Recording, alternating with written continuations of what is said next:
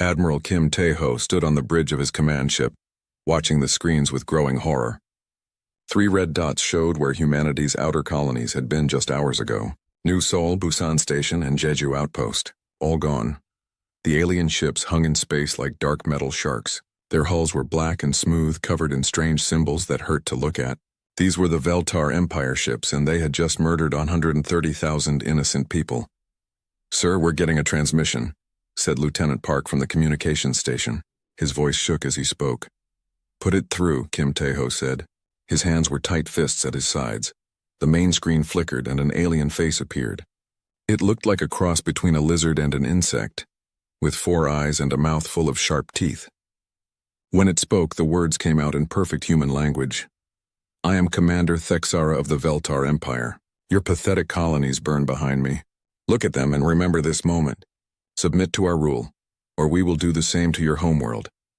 The transmission ended, leaving only silence on the bridge. Down on New Seoul, Park Ji-woo crawled through the burning ruins of his research lab. The air was thick with smoke and ash. His ears rang from the explosions that had torn through the colony just an hour ago. "The data," he whispered to himself. "Must save the data." He reached his workstation and grabbed the small storage device that contained years of research. Project Silent Thunder. The humans on Earth didn't know what they had hidden in these outer colonies. They didn't know what weapons Park Ji-woo and his team had been designing. Behind him, someone coughed. He turned to see his assistant, Choi Min-seo, trapped under a fallen beam. "Help me," she gasped. Park Ji-woo dropped the data device and rushed to her side. Together, they worked to lift the heavy metal beam. Around them, the colony burned. The beautiful domed cities that had taken 30 years to build were now piles of twisted metal and broken glass. "Where is Soo-jin?" Choi Min-seo asked as they stumbled through the wreckage. "The school," Park Ji-woo said. "She was at the school when the attack started." They ran through streets filled with debris and bodies. The Veltar bombs had been precise and cruel. They had hit the power stations first, then the communication centers, then the civilian areas. There had been no warning, no chance to fight back. At the elementary school, they found Lee Soo-jin leading a group of children through the rubble. Her teacher's uniform was torn and dirty, but her voice was calm and steady as she counted heads. 32 children safe, she said when she saw her husband. "We lost 8 in the first wave." Park Ji-woo hugged her tight, feeling her shake against his chest. Behind them, the sky glowed orange from the fires that consumed their home. "We have to get to the evacuation ships," Soo-jin said. "The underground tunnels are still clear." They gathered the surviving civilians and made their way to the spaceport. The Veltar ships still hung overhead like vultures, but they seemed content to watch the humans run. Perhaps they enjoyed seeing their victims suffer. In the underground hangar, Captain Nam Yoon-ho was loading the last evacuation ship. His face was grim as he watched families climb aboard. "How many?" Park Ji-woo asked. 18,000 from New Seoul," Nam Yoon-ho replied. "Maybe 2,000 from Busan Station. Jeju Outpost." There were no survivors. The numbers hit like physical blows. Jeju Outpost had been home to 15,000 people, scientists, farmers, children, elderly couples who had come to see the stars in their final years. "All dead?" "Sir," one of the refugees called out. "What about Earth? Will they send help?" Nam Yoon-ho looked at the frightened faces around him. These people had lost everything. Their homes, their friends, their entire way of life. He couldn't tell them the truth. He couldn't say that Earth's fleet was too small and too weak to fight the Veltar Empire.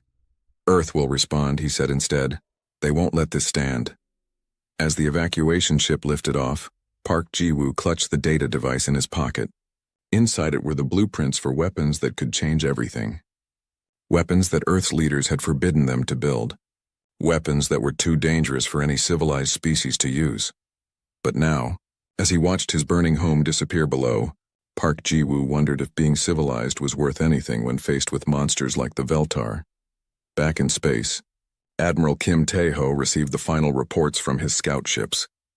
The alien fleet was massive. 300 ships, each one larger and more advanced than anything in Earth's navy.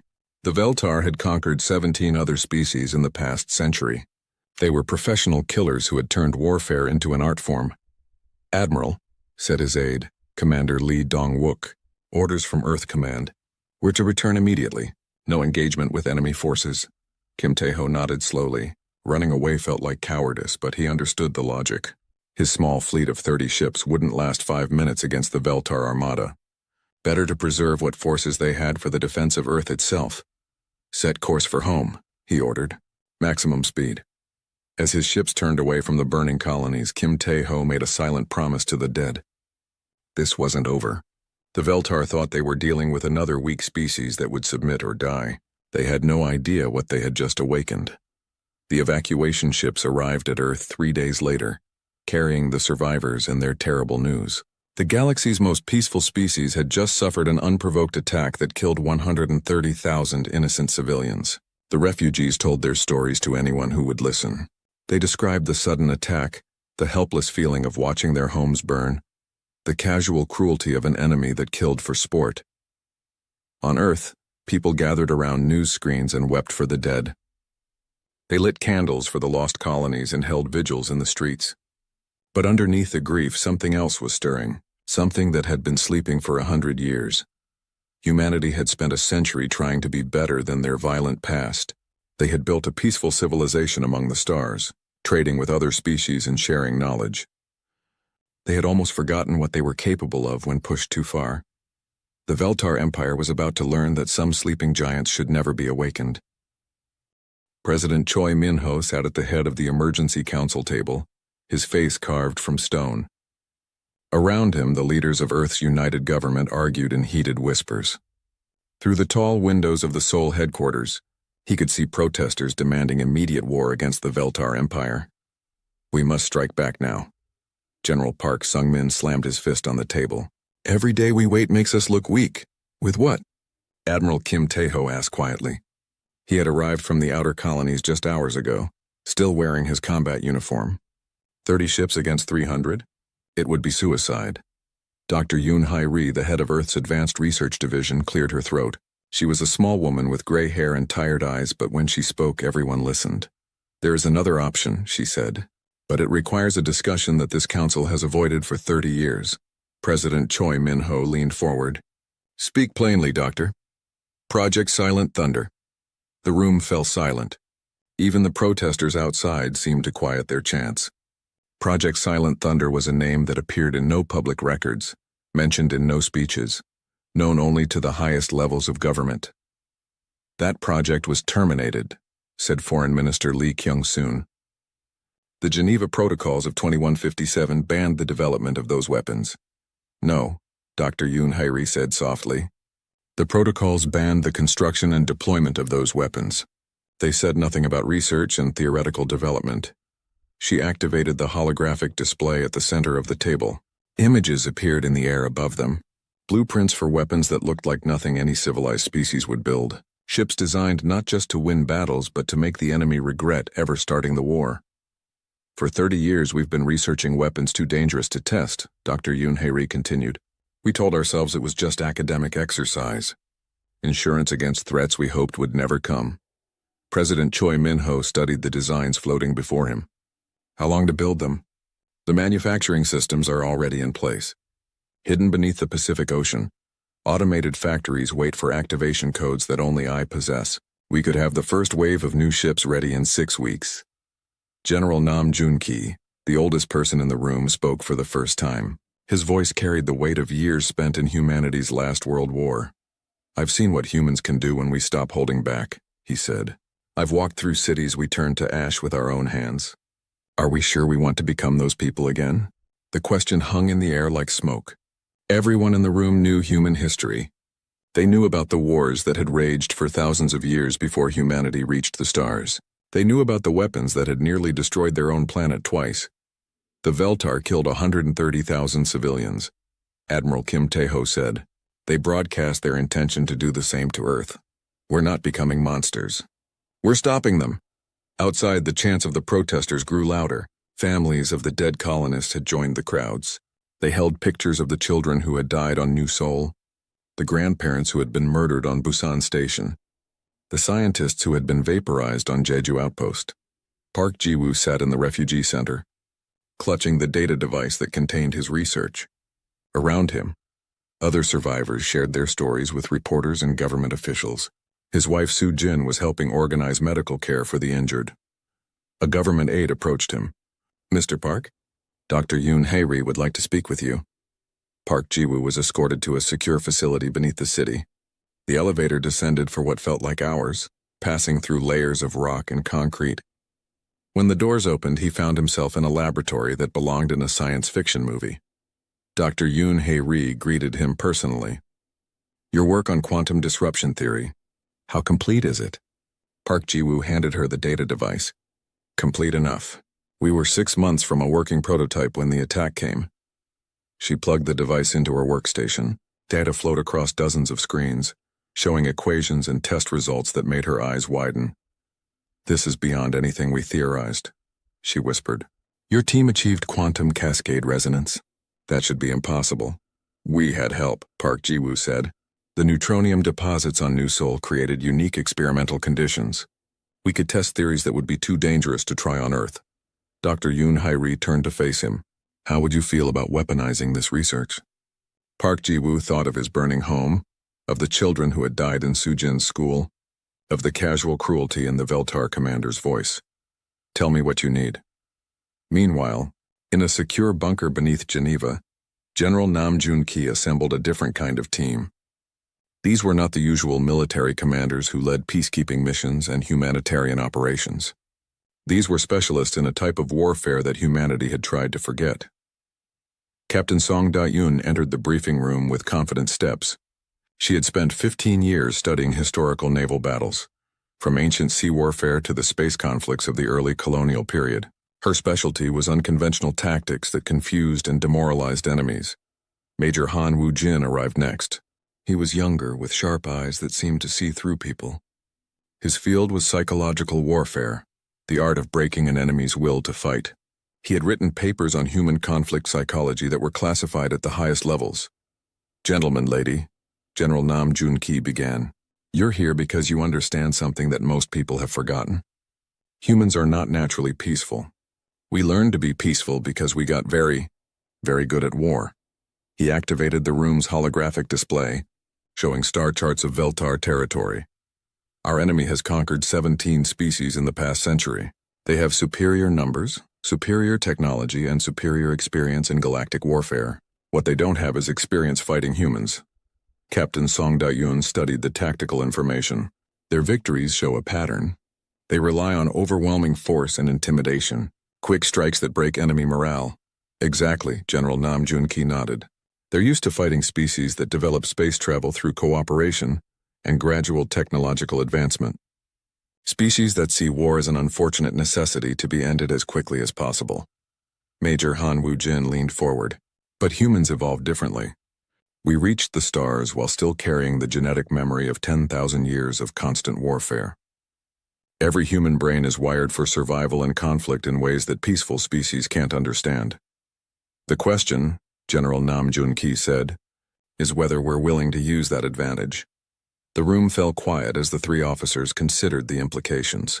They were talking about unleashing aspects of human nature that their civilization had spent centuries trying to control. "Sir," Captain Song Da-eun said finally, "with respect, they burned our colonies. They killed our children. The question isn't whether we're willing. The question is whether we can afford not to." Back in the government building, President Choi Min-ho made the decision that would change everything. "Dr. Yoon Hae-ri, you have authorization to activate Project Silent Thunder." General Nam Jun-ki, "Prepare Operation Broken Chain. We're going to show the galaxy why humans spent so long learning to be peaceful." As the orders went out through secure channels, automated factories beneath the ocean came to life. Weapons that had existed only in theory began to take physical form. And in training facilities around the world, humanity's most dangerous minds began to plan a war unlike anything the galaxy had ever seen. The Veltar Empire had awakened something that had been sleeping for 100 years. They were about to learn that humanity's greatest achievement wasn't reaching the stars. It was learning to control themselves. 5 kilometers beneath the Pacific Ocean, lights began to flicker on in facilities that had been dark for 30 years. The water pressure at this depth would crush a human instantly. But the automated factories had been built to withstand anything nature could throw at them. Dr. Yoon Hae-ri stood in the control center on the surface, watching data streams flow across her screens. Each number represented years of theoretical research becoming terrifying reality. Assembly lines that had never been used started moving. Robotic arms that had waited decades for their first task began to build weapons that no ethical committee would ever approve. Quantum disruptor torpedoes are online, reported her assistant, Dr. Kim Young-hee. Viral nanobots are entering final assembly. The psychological warfare packages are... Dr. Yoon, are we really going to use these? Dr. Yoon Haeri paused in her work. On her desk sat a photo of her granddaughter, who had been visiting friends on New Seoul when the attack came. The little girl had been 7 years old with a bright smile and dreams of becoming a teacher like Lee Soo-jin. Yes, she said quietly, we're going to use all of them. Park Ji-woo had been working for 3 days straight, surviving on coffee and determination. His quantum disruption research was being integrated into weapon systems that defied everything he thought he knew about physics. The equipment around him hummed with power that made his hair stand on end. The cascade effect is stable, he reported to the team of engineers surrounding his workstation. When these torpedoes hit a target, they won't just destroy it. They'll make the wreckage continue to break down at the molecular level for hours. How long until the effect stops? Asked Chief Engineer Ryu Min-jun. That's the beautiful part, Park Ji-woo said with a tired smile. It doesn't stop. The quantum cascade becomes self-sustaining once it reaches critical mass. Anything that touches the affected area becomes part of the destruction. The engineers exchanged worried glances. They were building weapons that could potentially consume entire solar systems if they malfunctioned. Are there safeguards? Ryu Min-jun asked. The best safeguard is never having to use them, Park Ji-woo replied. But if we do use them, the Veltar will never attack another human colony. Meanwhile, his wife Soo-jin had been assigned to a different kind of project. The refugee center had become a coordination hub for families affected by the attack. But Soo-jin's real job was something else entirely. She was collecting stories. Tell me about your daughter, she said gently to an elderly man named Cho Yong-soo. He had lost his entire family on Busan Station. She was a nurse, he said through tears. She stayed behind to help evacuate the hospital. The Veltar bombs hit the medical center directly. 37 children died with her. Soo-jin recorded every word, every detail, every moment of pain. These stories were being compiled into something that would become part of Major Han Woo-jin's psychological warfare program. The galaxy would hear what the Veltar had done, told in the voices of those who had suffered. In orbit around Earth, construction had begun on a new type of ship. From the outside, they looked identical to the vessels that had been destroyed at the colonies. But inside, everything was different. Admiral Kim Tae-ho walked through the corridors of the prototype vessel, accompanied by Captain Song Da-eun. The walls were lined with systems that seemed to pulse with their own heartbeat. The entire ship is alive in a sense, Captain Song Da-eun explained. The viral nanobots are integrated into every system. If the ship is damaged, they begin converting enemy attacks into raw materials for repairs. And if the ship is destroyed, the nanobots survive. They seek out enemy vessels and begin the conversion process there. Each destroyed human ship becomes a weapon that continues fighting after death. Admiral Kim Tae-ho stopped walking. That's not warfare. That's something else entirely. Yes, sir. It's what the Veltar made necessary when they chose to murder civilians. Far from Earth, Veltar intelligence officer Kethron was conducting his own investigation. He had returned to the ruins of New Seoul, searching through the wreckage for information about human capabilities. What he found made his 4 eyes narrow with concern. Hidden beneath the civilian research facilities were laboratories that had clearly been working on military projects. The quantum resonance equipment was decades ahead of anything in Veltar science. The materials testing showed experiments with weapons that violated basic principles of galactic warfare. These humans are not what they appear to be, he reported to his superiors via secure transmission. Their peaceful reputation may be a deliberate deception. The response came back quickly. Your concerns are noted but dismissed. No species achieves peace without first being weak. Continue your investigation, but do not delay our expansion plans. Kethron studied the burned laboratory around him. Scorch marks on the walls showed the pattern of weapons tests. Equipment designed for creating, not healing. He picked up a data fragment that had survived the bombing, one of thousands that Park Ji-woo had been unable to save. The fragment contained part of a research log, a human scientist discussing the theoretical maximum destructive potential of quantum cascade weapons. The numbers made Cathron's translator unit verify the calculations 3 times before he believed them. These are not sheep, he muttered to himself. These are wolves pretending to be sheep. Back on Earth, General Nam Jun Ki was conducting the final briefing before Operation Broken Chain would begin. The room contained the most dangerous humans alive, specialists in forms of warfare that civilized species had never imagined.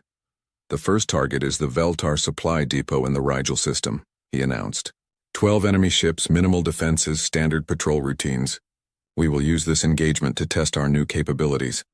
Major Han Woo-jin raised his hand. Sir, what are the rules of engagement? General Nam Jun Ki looked around the room at faces that had studied every human conflict in history. These people understood warfare in ways that went beyond tactics and technology. They understood it as an expression of human nature itself. There are no rules, he said finally. The Geneva Protocols applied to conflicts between humans. The Veltar chose to step outside the boundaries of civilized warfare when they targeted civilians. We will respond in kind, Captain Songdo nodded slowly. What about prisoners? The Veltar don't take prisoners. They kill or enslave entire populations. Why should we offer them courtesies they don't extend to others? The officers exchanged glances. They were crossing a line that humanity had drawn for itself a century ago. Once they stepped over it, there would be no going back. Sir, Major Han Woo-jin said, the psychological warfare protocols include broadcasting human war documentaries directly into enemy neural networks. This will show them our complete history of conflict. The Battle of Stalingrad, the nuclear attacks, the resource wars, everything. Do it. Let them see what they're really fighting. As the meeting ended, the officers dispersed to their ships and units. They carried with them weapons and tactics that had never been tested against alien enemies. They were about to discover whether human methods of warfare could translate to the galactic stage. Dr. Yoon Hai-ri watched the final preparations from her control center. The weapons were ready. The ships were armed. The most dangerous minds in human history had been turned toward a single purpose. She thought of her granddaughter, buried beneath the ruins of New Seoul. She thought of all the children who would never grow up, all the families that had been destroyed in a single afternoon of Veltar cruelty. Activate all systems, she ordered. Let's show the galaxy why humans learned to be peaceful. The arsenal awakened. And somewhere in the depths of space, the Veltar Empire continued their expansion, unaware that they had just provoked a species that had spent 10,000 years perfecting the art of total war. Captain Song Da-yoon stood on the bridge of her ship, the Indomitable, as it dropped out of hyperspace at the edge of the Riel system. Around her, 11 other human vessels appeared in perfect formation. To any observer, they looked exactly like the ships that had fled from the Veltar attack on the colonies. But appearances could be deceiving. Target acquired, reported her tactical officer, Lieutenant Bae Sung-woo, Veltar Supply Depot bearing 27 Mark IV. 12 enemy ships on patrol. Song Da-yoon studied the enemy formation on her screen. The Veltar ships moved in predictable patterns, confident in their superiority. They had been conquering species for decades with the same basic tactics. Major Han, are you ready? She asked into her communicator. Major Han Woo-jin's voice crackled back from the communications array. Psychological warfare package is loaded and ready. The moment we engage, every Veltar in the system will experience the complete history of human warfare. Do it. The first phase of Operation Broken Chain began not with weapons, but with knowledge. Han Woo-jin's team transmitted directly into Veltar neural networks, bypassing their communication systems entirely. Images flooded into alien minds. The Battle of Thermopylae, the Siege of Stalingrad, Hiroshima, the Resource Wars. 10,000 years of human conflict played out in the space of seconds. On the Veltar command ship, Captain Zethavor suddenly stumbled as visions filled his mind. Humans in primitive armor fighting to the death against impossible odds. Cities burning under nuclear fire. Soldiers advancing through chemical clouds that would kill any sane species. What is this? He gasped, but his crew was experiencing the same overwhelming flood of images. Now, Song Da-yoon ordered. The human ships opened fire with weapons that defied Veltar understanding of physics. Park Ji-woo's quantum disruptor torpedoes struck the enemy supply depot first. Instead of exploding, they seemed to cause reality itself to come apart. The station began dissolving at the molecular level, and the destruction spread to anything nearby. Impossible, breathed the Veltar sensor operator. The quantum cascade is self-sustaining. It's not stopping, but worse was coming. The human ships released clouds of what looked like metallic dust. The viral nanobots moved through space like living things seeking out enemy vessels. When they made contact with Veltar ships, they began converting the alien metal into raw materials. Within minutes, 2 Veltar patrol ships were being consumed from the outside in. Their own hulls turned against them, becoming part of the human attack.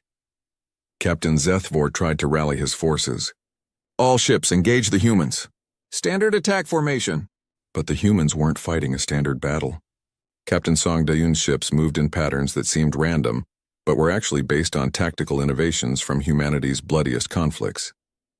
They used their own damaged vessels as guided missiles. They feigned retreats that led enemy ships into gravitational traps. They employed suicide drones that continued attacking even after their control ships were destroyed. "They fight like madmen," reported the Veltar tactical officer. "They're sacrificing their own ships without hesitation." No, Zethvor realized with growing horror. They're not sacrificing anything. Every loss makes them stronger. He was right. When the human destroyer Relentless took a direct hit and began to break apart, its wreckage didn't just drift away. The viral nanobots kept the ship's weapon systems online, turning the debris field into a minefield that actively hunted Veltar vessels. Major Han Woo-jin continued his psychological assault. He broadcast audio now, filling the Veltar communication channels with sounds that chilled alien blood. Human war songs, the screams of ancient battlefields, the voices of soldiers who had chosen death over surrender. "We are the children of Earth," came a human voice over the Veltar communication system. "We are the descendants of 10,000 years of war. You killed our families. You burned our homes. Now you will learn why we chose peace." The Veltar ships tried to retreat, but Song Da-eun had anticipated this. Her formation shifted, using tactics borrowed from Earth's naval history. Ships appeared where Veltar sensors said they couldn't be. Weapons struck from angles that should have been impossible. The viral nanobots had reached the main supply depot. What had been a massive installation was now a growing cloud of metallic particles that sought out new targets. The Veltar watched in terror as their own supply ships were consumed and converted into weapons that turned against them. "Captain," the Veltar communications officer shouted, "we're receiving a transmission from the humans." Park Ji-woo's face appeared on their main screen. His clothes were still dirty from the ruins of New Seoul, and his eyes held the cold light of someone who had lost everything. "I am Park Ji-woo," he said calmly. "You killed my neighbors. You murdered the children in my wife's school. The weapon consuming your station is my design. It will continue to grow until there is nothing left of your presence in this system. Stop this," Zethvor demanded. "We can negotiate." "No," Park Ji-woo replied. "You had the chance to be civilized when you chose to attack defenseless colonies. Now you get to see what humans are like when we stop being civilized."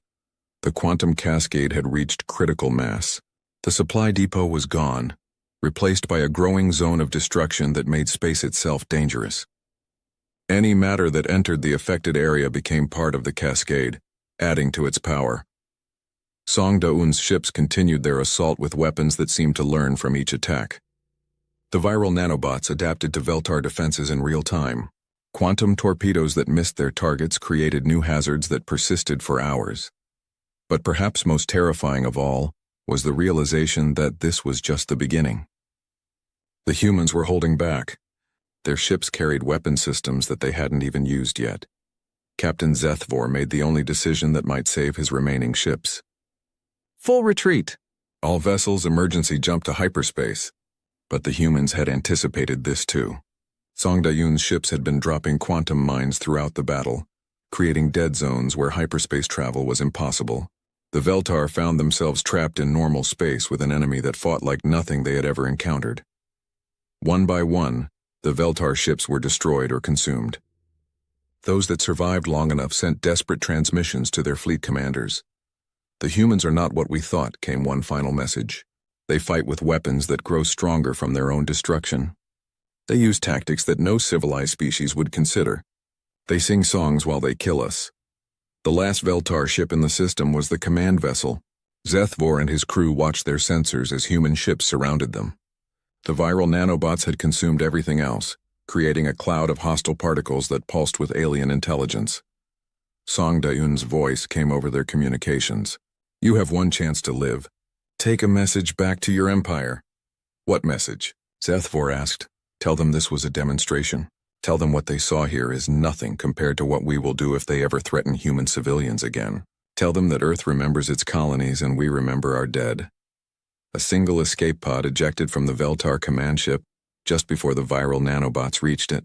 Zethvor and two of his crew members watched through the pod's tiny window as their ship was converted into particles that would hunt Veltar vessels for years to come. The humans let them go.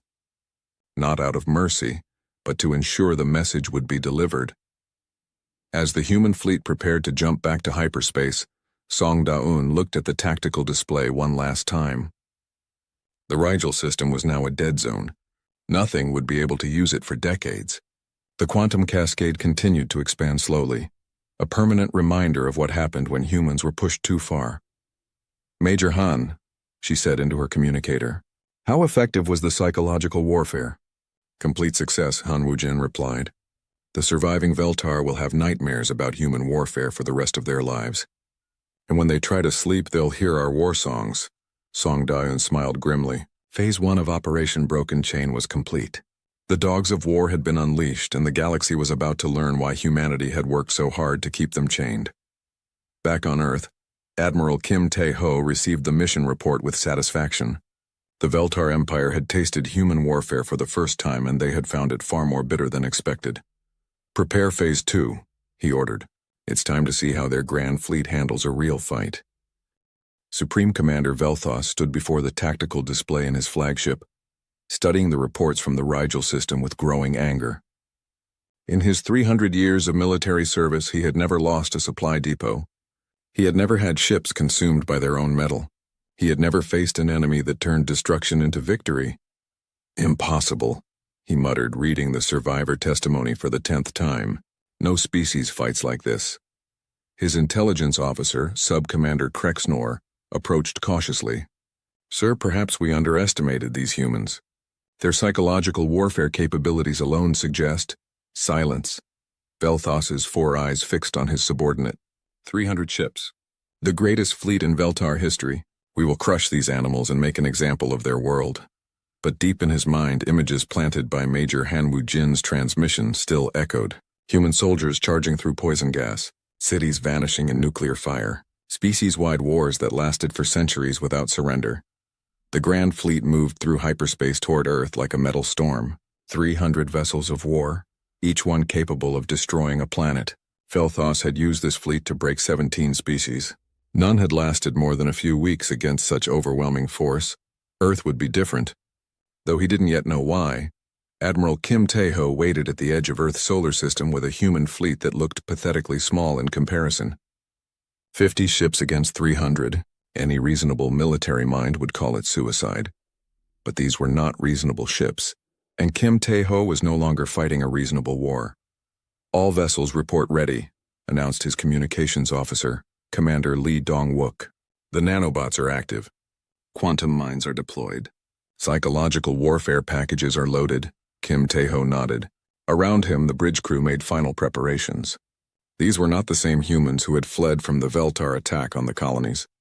Those humans had been restrained by civilization and law. These humans had remembered what they were before they learned to be peaceful. "Captain Song, are you ready?" he asked over the fleet communication channel. Song Da-eun's voice came back steady and calm. "Ready to show them what real warfare looks like, Admiral."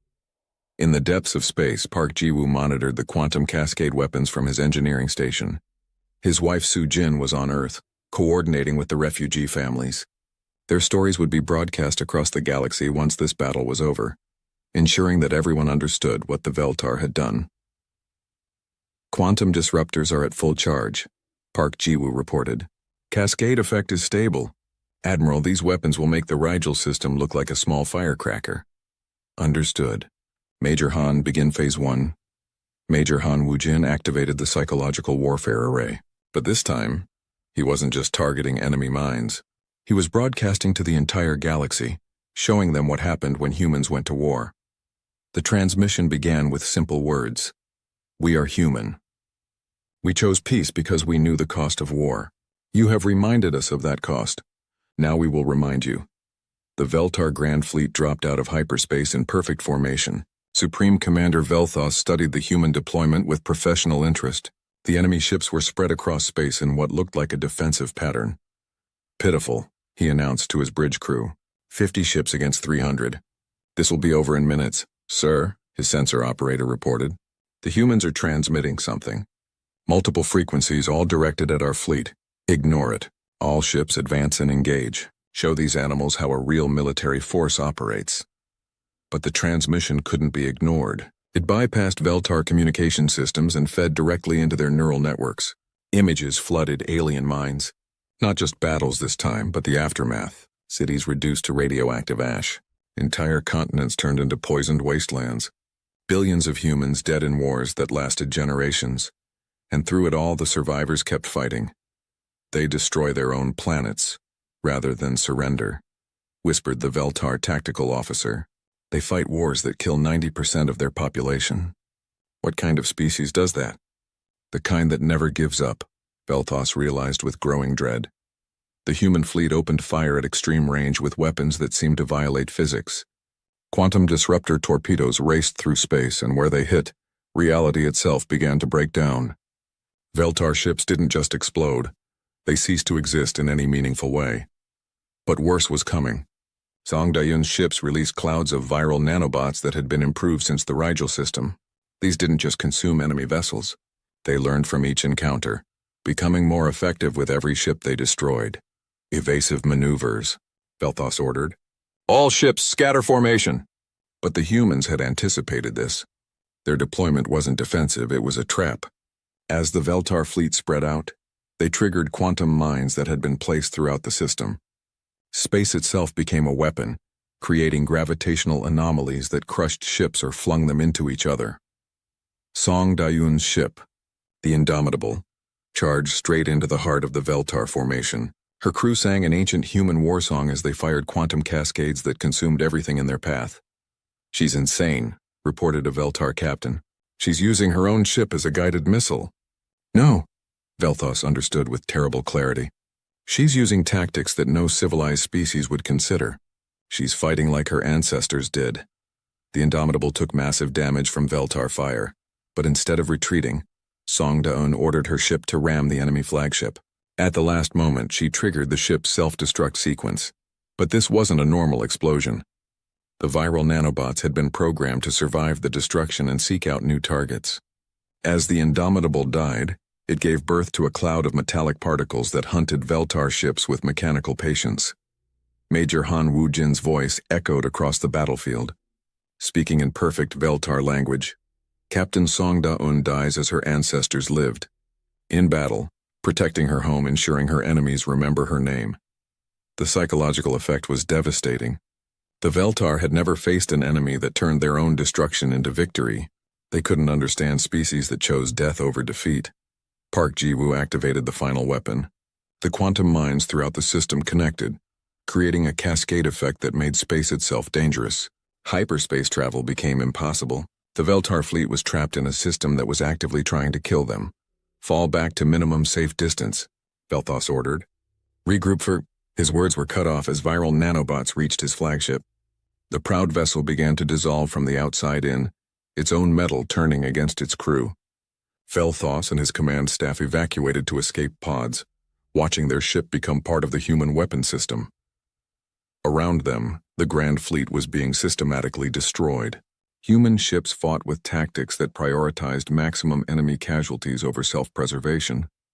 They used damaged vessels as weapons. They created dead zones that would persist for decades. They fought as if every battle was the last battle their species would ever fight. Sir, his communications officer reported from the escape pod. We're receiving a transmission from the humans. Admiral Kim Tae-ho's face appeared on their small screen. His expression was calm, almost gentle, but his eyes held the cold fire of someone who had lost everything and found peace in vengeance. Supreme Commander Veltar, I am Admiral Kim Tae-ho of Earth. You killed 130,000 of my people. You burned 3 of our colonies. You threatened our homeworld. We can negotiate, Veltar said desperately. There must be terms. No terms. No negotiation, no mercy. You wanted to show the galaxy how a real military force operates. Consider this your lesson. The quantum cascade reached critical mass. The dead zone expanded to encompass the entire outer system. Any Veltar ship that tried to escape was consumed by the expanding field of destruction. Han Wujin's final transmission went out to the entire galaxy. Let this be recorded. The Veltar Empire attacked human civilians. This is what happened to their grand fleet. Earth remembers its dead, and Earth protects its children. Of the 300 ships that had entered Earth's solar system, fewer than 20 escape pods survived to tell the tale. Supreme Commander Velthos was among the survivors, but only because the humans wanted him to carry their message back to the Veltar Empire. As the escape pods limped away from Earth, Velthos looked back at what had been the greatest fleet in galactic history. The quantum cascade continued to expand, fed by the debris of his ships. It would burn for centuries, a permanent reminder of what happened when humans stopped being civilized. The storm had been unleashed, and the galaxy would never be the same. Back on Earth, Kim Tae-ho stood in the memorial hall where the names of the colony victims were inscribed in stone. Su Jin was there, placing flowers beneath the name of every child who had died in her school. "Is it over?" she asked quietly. Kim Tae-ho looked up at the stars where the quantum cascade still burned like a new sun. "No, but they'll never attack our civilians again. The galaxy now knows what we're capable of when we stop holding back. The war was won, but at a cost that would echo through history. Humanity had revealed its true nature.